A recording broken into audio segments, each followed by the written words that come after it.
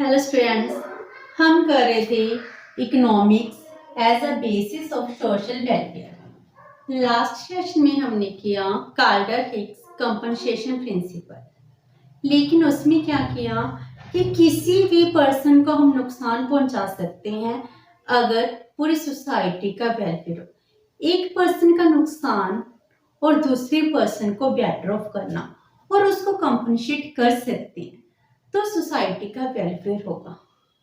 ये कुछ एथिक्स से वैल्यू जजमेंट से ऊपर नहीं है कि आपके एथिक मोरल वैल्यूज कहाँ गए। तो इसको इम्प्रूव किया है बर्गसन सैमुएल्सन ने। उन्होंने सोशल वेलफेयर फंक्शन दिया है। उन्होंने कहा सोसाइटी का वेलफेयर कब होगा, जब सभी लोगों का वेलफेयर हो, तब जाकर सोसाइटी का वेलफेयर होता है। वो कह रहे हैं सोशल वेलफेयर फंक्शन क्या है? W is social welfare function.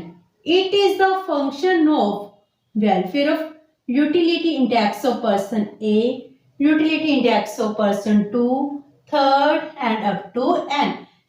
Society में जितने भी इंडिविजुअल्स रह रहे हैं, अगर उनका वेलफेयर होगा तब जाकर सोसाइटी का वेलफेयर होगा। क्योंकि आप सोशल वेलफेयर फंक्शन की बात कर रहे हो, सोसाइटी के वेलफेयर की बात कर रहे हो। सोसाइटी का वेलफेयर तो हर एक इंडिविजुअल से रिलेटेड है। अगर इन सब के वेलफेयर होंगे तभी जाकर सोसाइटी का वेलफेयर होगा। अगर कुछ पर्संस का वेलफेयर ही नहीं होगा तो सोसाइटी का ओवरऑल इंडेक्स कैसे इंक्रीज हो सकता है। इसीलिए बर्गसन सैमुएल्सन ने सोशल वेलफेयर फंक्शन में अपने वैल्यू जजमेंट के कॉन्सेप्ट को भी डिफाइन किया है। उनके according social welfare function and value judgement क्या होती है? वैल्यू जजमेंट क्या है कि आप इकोनॉमिक्स से भी ऊपर उठकर देखिए, एक्सप्लिसिट फंक्शन भी देखिए जो वैल्यू जजमेंट के ऊपर डिपेंड करती हो, जो सोसाइटी की वैल्यूज के ऊपर डिपेंड करती हो, जो एथिक्स के ऊपर डिपेंड करती हो, उनको भी आप मेजर कीजिए। क्योंकि हमने सबका वेलफेयर करना है। सोसाइटी में सिर्फ मनी माइंडेड नहीं होना कि प्रोडक्शन इंक्रीज हो। हम सोसाइटी चाहते हैं सोसाइटी का वेलफेयर हो।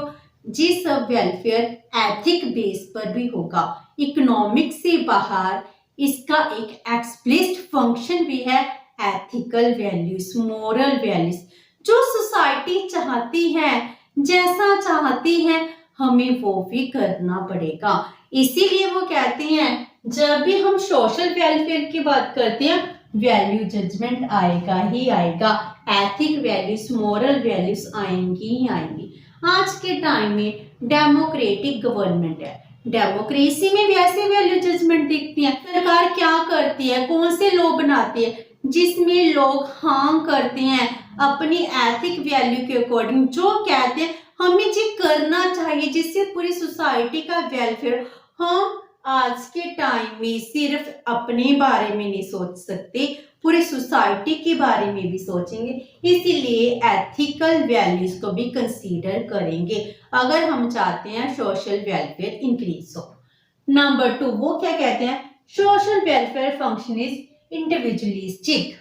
कि सोशल वेलफेयर फंक्शन है सारी सोसाइटी का सेम नहीं है, हर एक पर्सन का क्या है, डिफरेंट डिफरेंट होता है। मेरा अलग होगा, मेरे बच्चों का अलग होगा, आपका अलग है, पेरेंट्स का, फ्रेंड्स का, हम सबका क्या है, डिफरेंट डिफरेंट है। हो सकते है जो चीज मुझे अच्छी लगती है आपको नहीं लगती होगी, जो आपको लग रही है मुझे नहीं प्रेफर होगी। हो सकता है सेम टेस्ट पे हो, लेकिन हम सबका वेलफेयर क्राइटेरिया, वेलफेयर फंक्शन क्या है, इंडिविजुअलिस्टिक है। तो हर एक पर्सन का वेलफेयर भी बहुत जरूरी है। अगर हम चाहते हैं सोसाइटी का वेलफेयर हो तो उसके लिए जरूरी है हम सबके वेलफेयर की बात करें। तो हम इसको अब करते हैं डायग्राम के थ्रू। अब बर्गसन सैमुएल्सन का social welfare function with the help of diagram, जहां पर एक्स एक्सिस ले रहे हैं हम ए की utility index and Y axis ले रहे हैं बी की यूटिलिटी इंडेक्स। जे लेते हैं हम grand utility possibility curve. Grand utility possibility curve. पूरी सोसाइटी की यूटिलिटी पॉसिबिलिटी कर्व किससे बाहर नहीं जा सकती। पूरी सोसाइटी में सिर्फ जे ही है, इससे बाहर हम कोई भी कॉम्बिनेशन नहीं चूज कर सकते। उसके बाद जो भी कॉम्बिनेशन होगा हमारे लिए अनअटेनेबल होगा।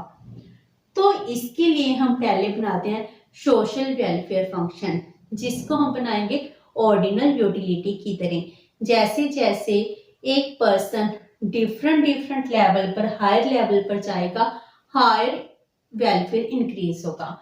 जैसे हमने क्या बनाया था, इंडिफरेंस कर्व। इंडिफरेंस कर्व में यही बातें करते हैं, higher the indifference curve higher the level of satisfaction. तो मान लो जे क्या है हमारा, W1 सोशल वेलफेयर फंक्शन 1, ठीक है। जो जे W1 है जे IC की तरह ही है, लेकिन इसमें यूटिलिटी दी हुई है, utility of A and utility of B। इसमें क्या है, इस W1 पर जितने भी कॉम्बिनेशन है all gives the equal level of satisfaction. अगर हमें हायर वेलफेयर मिलेगा तो हमारा वेलफेयर कर्व भी अपवर्ड चला जाएगा। Welfare curve 2, welfare curve 3, welfare curve 4 and this is welfare curve 5। मान लो हम इनिशियली हैं एट पॉइंट ए। अगर हम ए से पॉइंट बी की तरफ जाएं तो भी सोशल वेलफेयर होगा, क्योंकि हमारा यूटिलिटी इंडेक्स W1 से W2 तक पहुंच गया है। अगर हम कोई C D पॉइंट पर जाएं तो भी वेलफेयर इंक्रीज होगा। अगर हम जहां पर कोई पॉइंट पर जाएं तो वेलफेयर इंक्रीज नहीं होगा। तो वो क्या कह रहे हैं, जो रीडिस्ट्रीब्यूशन है वो कहां पर होनी चाहिए, एट पॉइंट डी, जहां पर grand utility possibility curve and utility index curve, ये दोनों क्या हो रहे हैं, टेंजेंट हो रहे हैं, आपस में मिल रहे हैं। इससे क्या होगा, सोसाइटी का वेलफेयर होगा। अगर हम इस तरह अपनी इनकम को, वेल्थ को रीऑर्गेनाइज करेंगे, सोशल वेलफेयर इंप्रूव होगा। इसमें क्या है, एफिशिएंसी के साथ साथ इक्वल डिस्ट्रीब्यूशन ऑफ इनकम भी होगी।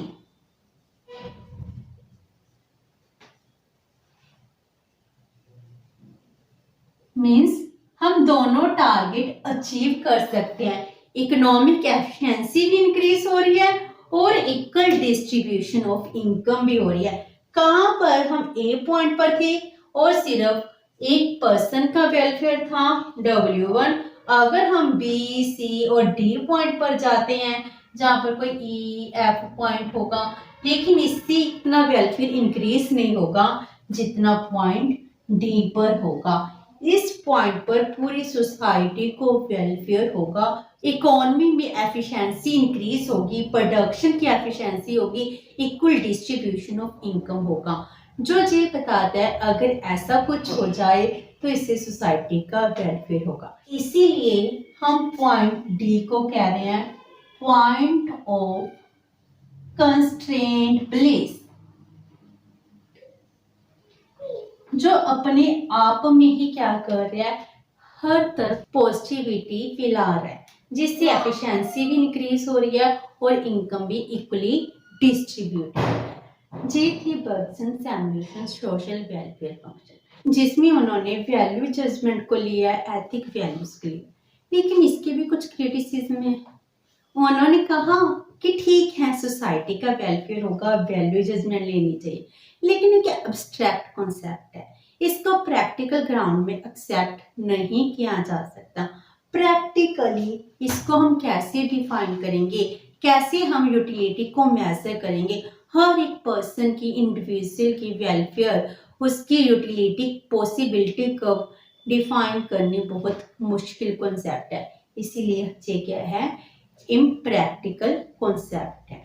जी थे कुछ welfare criteria of the social welfare. In social welfare criteria से ही वेलफेयर स्टेट का जन्म होता है। आज के टाइम में हम जो वेलफेयर स्टेट की बात करते हैं, हम कहते हैं स्टेट क्या वेलफेयर इंस्टीट्यूशन है, उसका जन्म भी वेलफेयर इकोनॉमिक्स से होता है। नेक्स्ट सेशन में हम करेंगे वेलफेयर स्टेट के बारे में, वेलफेयर स्टेट के फंक्शंस क्या है, इकोनॉमिक्स कैसे वेलफेयर स्टेट के फंक्शन डिफाइन करती है, कैसी स्टेट अपने देश के लोगों का वेलफेयर करता है। Thank you so much and have a nice day.